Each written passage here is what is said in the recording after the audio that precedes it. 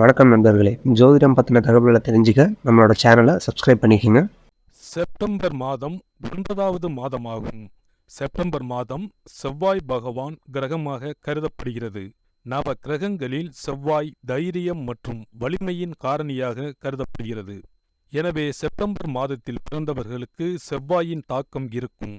September மாதத்தில் பிறந்தவர்கள் எதையும் எளிதில் புரிந்து கொள்ளக்கூடியவர்கள் மற்றும் அதிக சகிப்புத்தன்மை கொண்டவர்கள். இவர்கள் மற்றவர்களின் கருத்துக்கள், விருப்பங்கள் மற்றும் நம்பிக்கைகளை மதிப்பவர்கள்.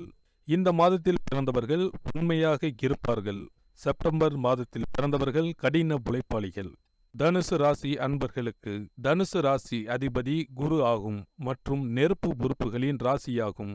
இந்த ராசியில் பிறந்தவர்கள் பொதுவாக ஆன்மீகம் மற்றும் ஒழுங்கமைக்கப்பட்டவர்கள்.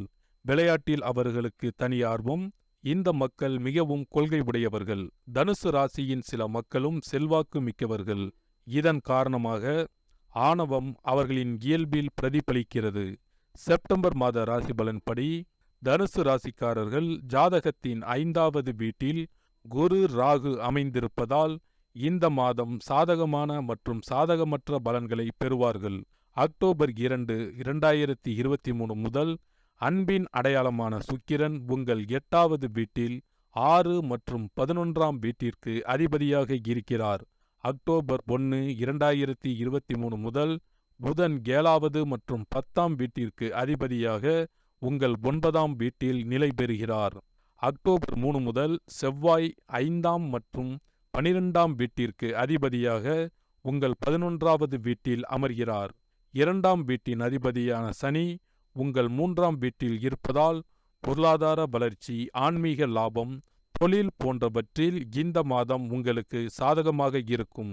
இருப்பினும் நீங்கள் பெறும் பணத்தின் வேகம் மெதுவாக இருக்கும். அத்தகைய சூழ்நிலையில் பணத்தை சேமிப்பது உங்களுக்கு கடினமாக இருக்கும்.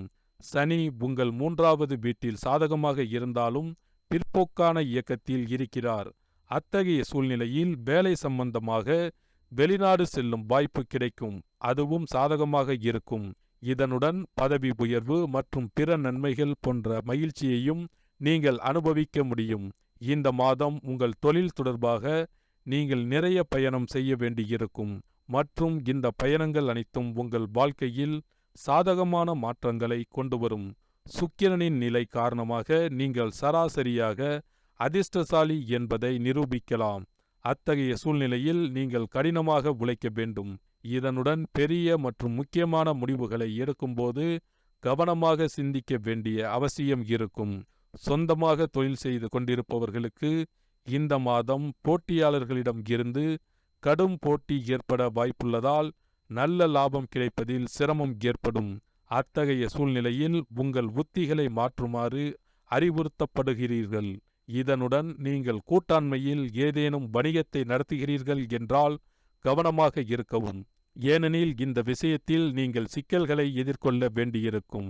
உங்களின் தனித்திறமைகளை வெளிப்படுத்த நல்ல வாய்ப்புகள் வரும். அழகு, இளமை கூடும். தடைகள் நீங்கி திருமணம் கூடி வரும். பராது என்று இருந்த பணம் கைக்கு வந்து சேரும். பணவரவு அதிகரிக்கும். தடைப்பட்ட வீடு கட்டும் பணியை தொடங்க வங்கி கடன் கிடைக்கும். குடும்பத்தில் நிம்மதி பிறக்கும். சில நேரங்களில் வீண் டென்ஷன், வேலைச்சுமை, வீண் பழி, செரிமான கோளாறு வந்து நீங்கும். மறைமுக எதிரிகளை இனம் கண்டறிவீர்கள். உள்மனதில் ஒருவித போராட்டம் எழும்பும். பூர்வீக சொத்து சம்பந்தமாக வழக்குகள் வேண்டாம். அத்தியாவசிய செலவுகள் அதிகரிக்கும். காரியங்களை முடிப்பதில் அலைச்சல் இருக்கும். அதிக வட்டி கடனில் ஒரு பகுதியை அடைப்பீர்கள். குலதெய்வ கோயிலை புதுப்பிப்பீர்கள். தங்க ஆபரணங்கள், வீட்டு பத்திரங்களை கவனமாக கையாளுங்கள். எவருக்கும் ஜாமீன் கையெழுத்து இட வேண்டாம். திடீர் திருப்பங்கள் உண்டாகும். அரைகுறையான வேலைகள் முழுமை பெறும். தடைப்பட்டிருந்த சுப நிகழ்ச்சிகள் இனி கோலாகலமாக நடைபெறும். தம்பதிக்கு இடையே சந்தேகம், ஈகோ பிரச்சனைகள் விலகும். குழந்தை இல்லாத தம்பதிக்கு பிள்ளை வரம் கிடைக்கும். அரசாங்கத்தால் ஆதாயம் உண்டு. வெளிநாட்டு பயணம் சாதகமாக அமையும். மகனுக்கு நல்ல இடத்தில் பெண் அமையும். சேமிக்க தொடங்குவீர்கள். பூர்வீக சொத்தில் இருந்த பிரச்சனைகள் தீரும். சகோதரர்கள் ஓடி வந்து உதவுவார்கள்.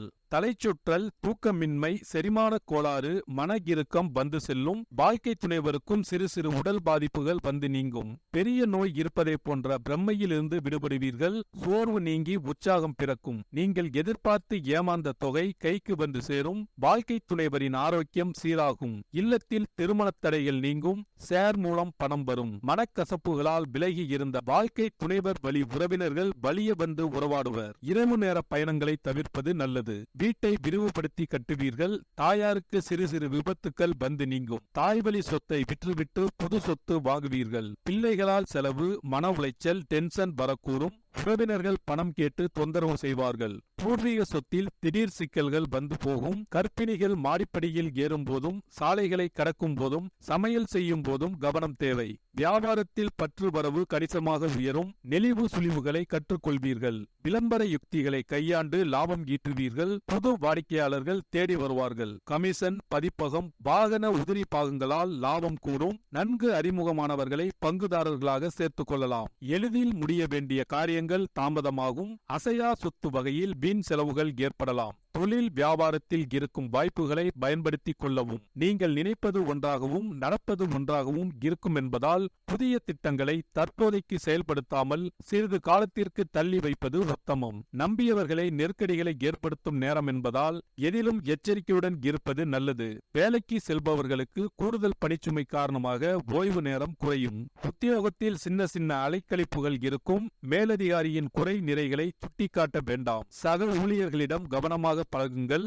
விரும்பத்தகாத இடமாற்றங்கள் வரும். சம்பள பாக்கி கைக்கு வரும். மொத்தத்தில் இந்த மாதம் முற்பகுதியில் அலைச்சலும் சலிப்பும் இருந்தாலும் பிற்பகுதி உங்களை சாதிக்க வைக்கும். பரிகாரங்கள்: நரசிம்மர் வழிபாடு நன்மை சேர்க்கும். சனிக்கிழமைகளிலும் சுவாதி நட்சத்திர நாளிலும் பானகம் நைவேத்தியம் செய்து வழிபடலாம். ஏழை பிள்ளைகளின் கல்விக்கு உதவுங்கள். காரிய அனுகூலம் உண்டாகும். சிறப்பு பரிகாரங்கள்: வாரத்துக்கு ஒருமுறை ஏனும் கல்லுப்பை குளிக்கும் தண்ணீரில் கொஞ்சமாக கலந்து அவரவர் பிறந்த கிழமையிலோ அல்லது செவ்வாய்க்கிழமையிலோ குளித்து வர திருஷ்டியால் ஏற்படும் உடல் அசதி, சோம்பல் முதலானவை நீங்கும். வியாபார தலங்களில் திருஷ்டி நீங்குவதற்கு எலுமிச்சை பழத்தை அறுத்து ஒரு பகுதியில் குங்குமத்தை தடவியும் மற்றொரு பகுதியில் மஞ்சள் பொடியை தடவியும் வைக்கலாம். அமாவாசை, பௌர்ணமி, அஷ்டமி, நவமி முதலான நாட்களில் காலை மாலை இருவேளையும் சாம்பிராணி பொடியுடன் கருவேலம்பட்டை பொடி, வெண்கடுகுத்தூள் ஆகியவற்றை கலந்து வீடு, கடை மற்றும் அலுவலகத்தில் தூப தீப புகை காட்டி வேண்டிக் கொண்டால் திருஷ்டி, தீய சக்திகள் வெளியேறும். கண் திருஷ்டி கழிப்பவர் கடுகு, கல்லுப்பு, காய்ந்த சிகப்பு மிளகாய்களை ஒன்றாக சேர்த்து வலது கையில் வைத்துக்கொண்டு கிழக்கு திசை நோக்கி நின்றவாறு திருஷ்டி கழிப்பு கொள்ளும் நபரை உட்கார வைத்து ஊருக்கண்ணு, உறவுக்கண்ணு, நாய்க்கண்ணு, நரிக்கண்ணு, நோய்க்கண்ணு, நொல்லக்கண்ணு, கண்டக்கண்ணு, கள்ளக்கண்ணு, அந்த கண்ணு, இந்த கண்ணு, எல்லா கண்ணும் கண்டபடி தொலையட்டும், கடுகு போல வெடிக்கட்டும் என்று இடமிருந்து வலமாகவும் வலமிருந்து இடமாகவும் சுற்றி அடுப்பில் போட வேண்டும். வீட்டிற்கு வரும் நபர்களால் திருஷ்டி ஏற்படுவதை தவிர்க்க உருளி பாத்திரத்தில் தண்ணீர் ஊற்றி வாசமிக்க பொருட்களை அதில் போட்டு மிதக்க விட்டு வீட்டின் நிலைவாசப்படி வெளியே வைக்க வேண்டும். தினந்தோறும் பழைய பூக்களை எடுத்து வீசி தண்ணீரை மாற்றி புதிய பூக்களை அந்த பாத்திரத்தில் வைக்க வேண்டும். தலைவாசல் முதல் ரூமில் 4 மூலைகளிலும் கண்ணாடி பவுலில் கல்லுப்பு போட்டு வைக்க வேண்டும். கண்ணுக்கு தெரியாத கண் திருஷ்டிகள் நீங்கும். வீட்டில் செல்வ செழிப்பு